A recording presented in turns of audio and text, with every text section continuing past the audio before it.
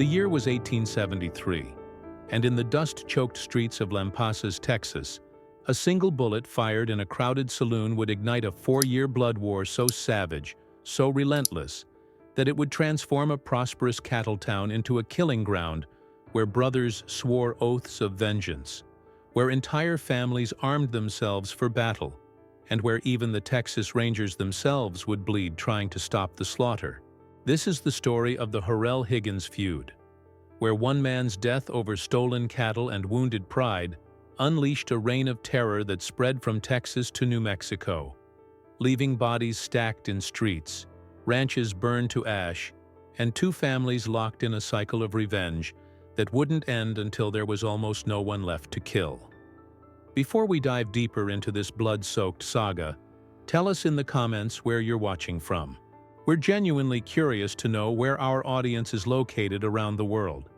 And if you're not subscribed yet, hit that subscribe button now, because we're bringing you the most intriguing stories of family conflicts, feuds, and vendettas that shaped the violent heart of the Old West. You won't want to miss what's coming next. To understand how a heated argument in a saloon could destroy 2 families and terrorize an entire county, you need to understand the powder keg that was Lampasas County in the early 1870s. This wasn't some isolated frontier outpost where law was a distant dream. Lampasas was a thriving cattle town, a place where fortunes were made and lost on the back of longhorn herds, where ranchers built empires on land they'd claimed through blood and sweat, and where reputation meant everything. In this world, your name carried weight. It determined whether banks would loan you money, whether other ranchers would do business with you, whether men would follow you or fear you. And in Lampasas, 2 names carried more weight than any others: Horrell and Higgins. The Horrell brothers were 5 men who had built their reputation on being absolutely fearless and absolutely dangerous. They were impulsive, hot-tempered, and influential throughout the region. The kind of men who settled disputes with fists or firearms and expected the world to bend to their will.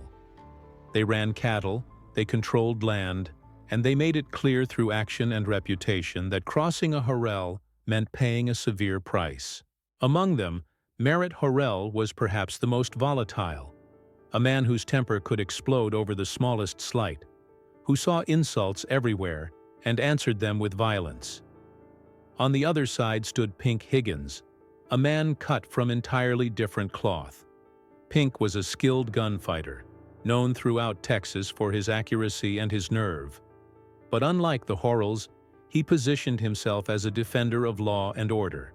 He worked closely with local authorities, aligned himself with the sheriff's department, and believed that the rule of law, however imperfect, was the only thing preventing Lampasas from descending into complete chaos. To Pink, the Horrells represented everything wrong with Texas: men who used violence to take what they wanted, who hid their cattle rustling behind intimidation, who believed their reputation put them above consequences. The tension between these 2 forces had been building for months. Accusations of cattle theft flew back and forth. The Horrells claimed Higgins and his allies were using their connections to the law to steal livestock under the pretense of recovering stolen property. Higgins countered that the Horrells were nothing but organized criminals who rustled cattle and terrorized anyone who dared challenge them. Public insults were exchanged in saloons and on street corners. Threats were made and repeated until the entire town knew that something terrible was coming. They just didn't know when or how bad it would be. The spark came in 1873 when Horrell confronted Pink Higgins in a Lampasas saloon. The argument started over the usual grievances: cattle, reputation, accusations of theft, and dishonesty. But this time, Merritt pushed too far. He publicly called Pink a thief and a coward, insults that no man in Texas could let stand without losing everything he'd built. Words turned to shouting. Shouting turned to hands moving toward pistols. And then Pink Higgins drew and fired. Horrell fell dead on the saloon floor, his blood soaking into the sawdust, his final breath carrying the curse that his brothers would answer with lead and fire. When news of Merritt's death reached the other Horrell brothers, it didn't bring grief. It brought rage. The four surviving brothers gathered and made an oath that would define the next 4 years of violence. No Higgins, no Higgins' ally, and no lawman who stood with them would be safe until Merritt's death was avenged in blood. This wasn't going to be a simple revenge killing. This was going to be a war, and the Horrells intended to make Lampasas County understand that you didn't kill a Horrell and walk away breathing. The war exploded with shocking speed and brutality. The Horrells launched their first strike within days, ambushing Higgins' allies on the roads outside town, shooting at them from cover, and disappearing into the countryside before anyone could respond. They attacked ranches aligned with Higgins, burning barns, scattering cattle, leaving messages written in bullets and blood that the feud was just beginning. Lampasas transformed overnight from a prosperous town into a war zone where nobody walked the streets after dark, where every corner could hide an ambush, where families barricaded themselves in their homes, wondering if they'd survive the night. Pink Higgins knew he couldn't fight this war alone. He formed alliances with other ranchers who were sick of Horrell intimidation, men who saw this feud as an opportunity to finally break the Horrells' grip on the county. More importantly, he aligned himself with the sheriff's department and local law enforcement, positioning his side as the defenders of order against outlaw chaos. This wasn't just family against family anymore. This was a battle for control of Lampasas County itself, with both sides recruiting allies, stockpiling weapons, and preparing for a conflict that would either end with one family destroyed or the entire county consumed by violence. The Horrells, realizing they were facing not just Pink Higgins, but an organized coalition backed by law enforcement, decided to demonstrate their power in the most dramatic way possible. They would show Texas and America that the Horrell brothers couldn't be intimidated by badges or numbers. They would prove their fearlessness by taking their violence beyond Texas borders and making their names legendary.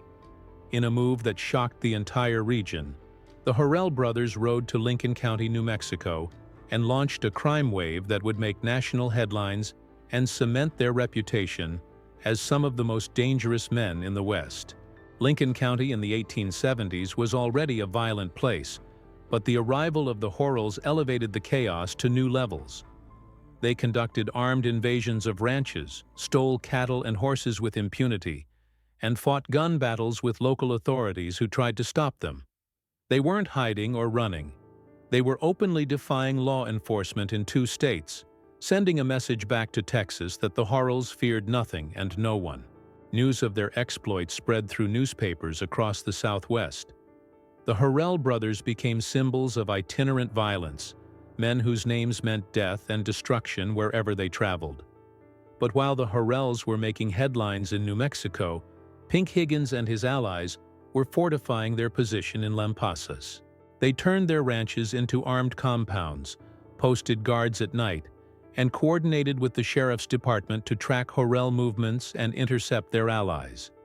When the Horrells finally returned to Texas, confident in their enhanced reputation and ready to finish what they'd started, they found that Higgins had used their absence to build a small army.